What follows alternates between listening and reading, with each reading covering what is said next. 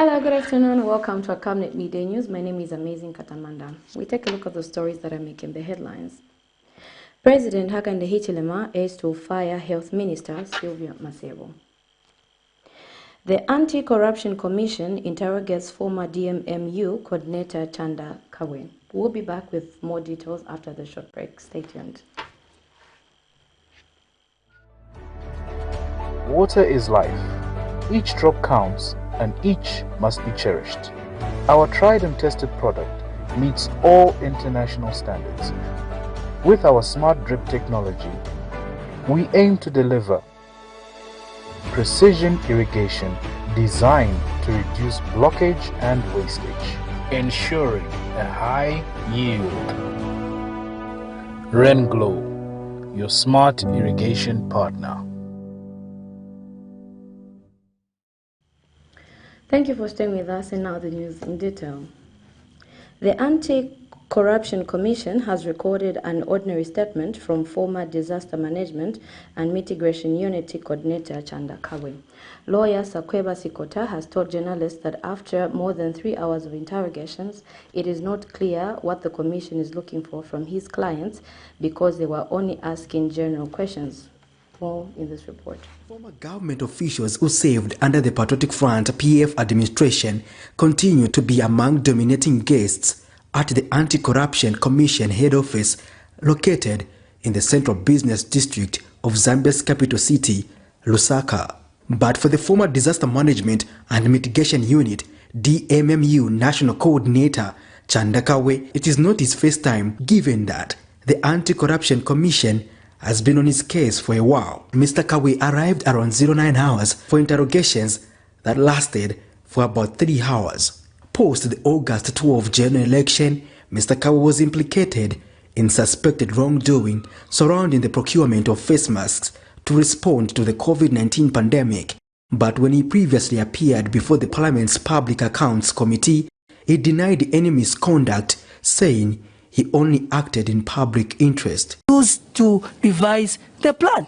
And that's why I said, Chairperson, if this committee thinks that we abused the authority to go and do, I've said I'm ready to pay the price. The committee can recommend that I'm arrested or prosecuted if they feel that I abused the authority in order for us to buy the masks. It's full stop. Thursday, 11th August 2022, shortly after the interrogation, Mr. KABWE's lawyer, Sakweba Sikota, says there was nothing much during the interrogation as the commission only recorded an ordinary statement. He said the questioning centered on his client's life as a public officer and the properties he owned before and after leaving office. Not very clear what, if any, charges there are.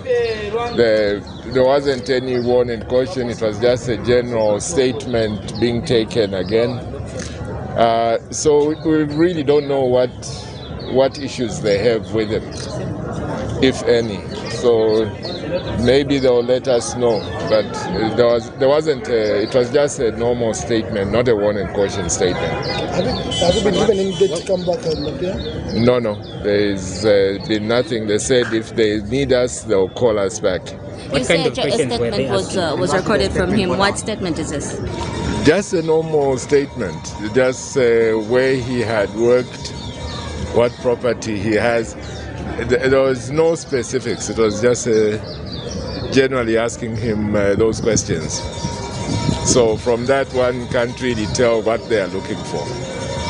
The former DMMU National Coordinator was accompanied by former PF Secretary General Davis Mwila and former Mines Minister Richard Musukwa, among others.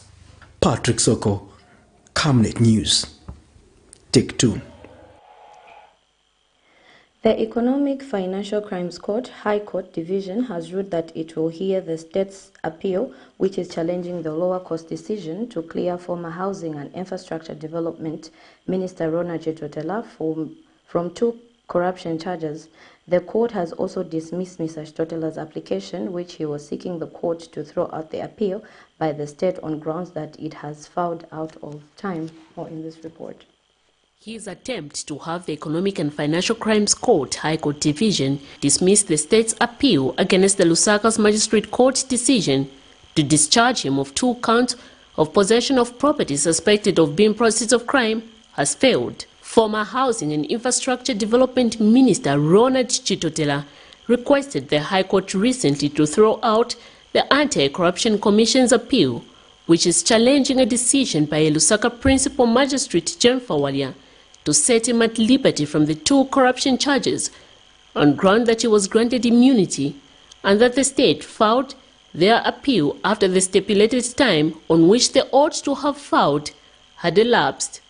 Mr. Chitotela, who is also Pambashi constituency Member of Parliament, wanted the court to also determine whether it has the jurisdiction to determine the state's appeal. However, the court in its latest ruling says it will hear the state's appeal, stating that it has exercised its discretion pursuant to the provision in Section 322 of the Criminal Procedure Code, Chapter 87 of the Laws of Zambia, further ruling that the application to file out of time by the state was properly done. Meanwhile, the court has dismissed Mr. Chitotela's argument. This means that the Economic Financial Crimes Court High Court Division will now hear the state's appeal.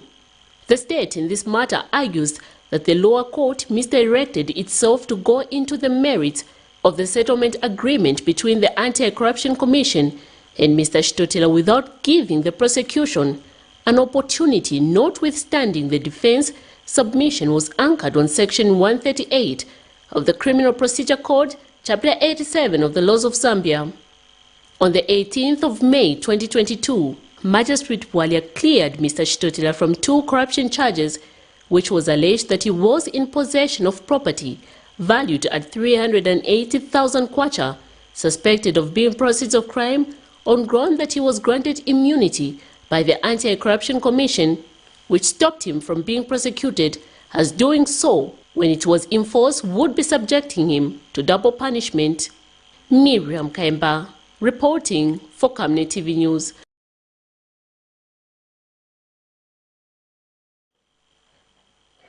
Patriotic Front Media Director Antonio Mwanza has described the recent firing of former Permanent Secretary in charge of administration at the Ministry of Health, George Magwende, on alleged corrupt practices as a scandal, seeing that the current administration has been priding itself as a clean government. In an interview, Mr. Mwanza further challenged President HICHILEMA to fire Minister of Health SYLVIA MASEBO as well as Secretary to the Treasury, stating that the alleged corrupt deal involving $100 million could not have been done without Cabinet's approval. As this has happened in less than 1 year in office of the current administration, Dr. Magwende, after being fired, was on Tuesday questioned by the Anti-Corruption Commission ACC on what some stakeholders alleged to be the approving of a $100 million United States deal without following the correct procedure. The ACC, however, said they will not review the details of the questioning until investigations are done. While some stakeholders say the move shows the current administration's commitment to ensuring that there is no sacred cow, others, such as Patriotic Front PF Media Director Antonio Mwanza, have a different view. Mr. Mwanza was speaking to Camnet News. First of all, no, it's a scandal that within 1 year we are talking about $100 million being stolen. Within 1 year. And the Zambians must know that a deal of such a nature of $100 million cannot go without the approval of the president and cabinet. So if the president is serious on the issue of this $100 million, he should first fire the cabinet minister in charge of health and fire Mr. Magwende as he has done, and make sure that even the Minister of Finance, the Treasury, Secretary to the Treasury are also held accountable. So $100 million scandal within 1 year, that is a serious problem. And if there are no sacred cows, why is Mary Chirwa from DEC still in the office? Because there are serious allegations that she produced obscene materials. Meanwhile, Transparency International Zambia TIZ Executive Director Maurice Nyambe, while commending the government, says the trend of investigating officials only after they leave office has not changed. The picture that is out there in the public is that the SEC have only summoned him after he has been fired. So there's a bit of a mismatch in terms of the narrative that has gone out in the public. And I think that one way to probably address that, and this is something that we have repeatedly mentioned to the SEC, is that it would be good for them to be giving more regular updates in terms of their work. In a separate interview, Panos Institute Southern Africa Executive Director Vusumuzi Sifile has also added his voice. For us as an organization, we view corruption in general as one of the biggest threats to the development of the nation. And there is need for every citizen of this country to play a part in identifying and reporting corruption so that we are all able to contribute to removing corruption from our midst. For now, citizens are waiting to see the outcome of the investigations. Zipporah Mshala, Camnet News, Lusaka. Government says it has revised nutritional guidelines to enhance delivery of social protection to the most vulnerable households. Community Development and Social Services Minister Doreen Mamba says the revision of the guidelines will enhance coordination of nutritional service delivery across the country. Many times, the media has not had the correct information to report on, and this has led to misinformation and miscommunication, which should easily have been averted. There is therefore need to enhance different types of communication tools to give the right information about what government and its partners are doing. It is my expectation that the development of a comprehensive communication strategy will improve the quality of information being disseminated to the public. However, social protection is not just about cash transfers. As we have heard, the program has shown that it can be a strategic vehicle to reach the most vulnerable with life-changing services, such as education and health. And the nutrition-sensitive guidelines launched today exemplifies the multi-sectoral reach of social protection.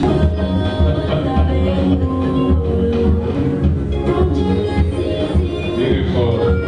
All right, present the Caesars first. Oh, this is lovely. Over to you, guest of honor.